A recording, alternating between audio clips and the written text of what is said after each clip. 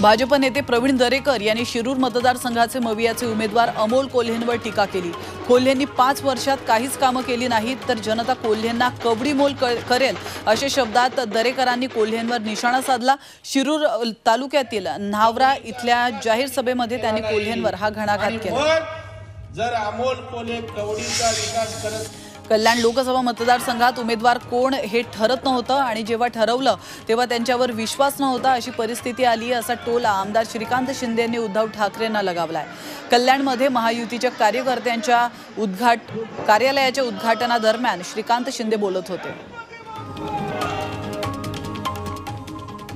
मुंबईतल्या अतिधोकादायक इमारतींचा प्रश्न ऐरणीवर आलाय तर मुंबईमध्ये अतिधोकादायक इमारतींचा आकडा 188 आहे तर सर्वाधिक अतिधोकादायक इमारत ही पश्चिम उपनगरांमध्ये आहेत आणि या इमारतींमधल्या रहिवाशांना स्थलांतरित होण्याच्या नोटिसा देण्यात आल्या।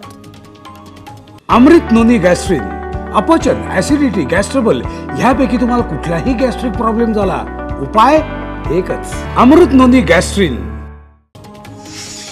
मुंबई विद्यापीठाने मार्च 2024 मध्ये घेतलेल्या उन्हाळी सत्रातील तृतीय वर्ष बीकॉम सत्र 6 चा निकाल जाहीर केलाय। या परीक्षेमध्ये 16,636 विद्यार्थी उत्तीर्ण झालेले आहेत ज्याची टक्केवारी 43.52 इतकी आहे। हा निकाल विद्यापीठाने फक्त 24 दिवसात जाहीर केला।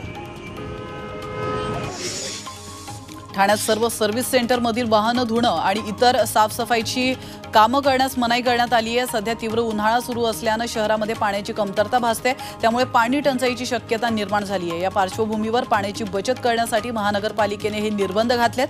त्याचप्रमाणे उल्लंघन करणाऱ्यांवर दंडात्मक कारवाई होणार आहे। 10 जूनपर्यंत हे निर्बंध घालण्यात आले।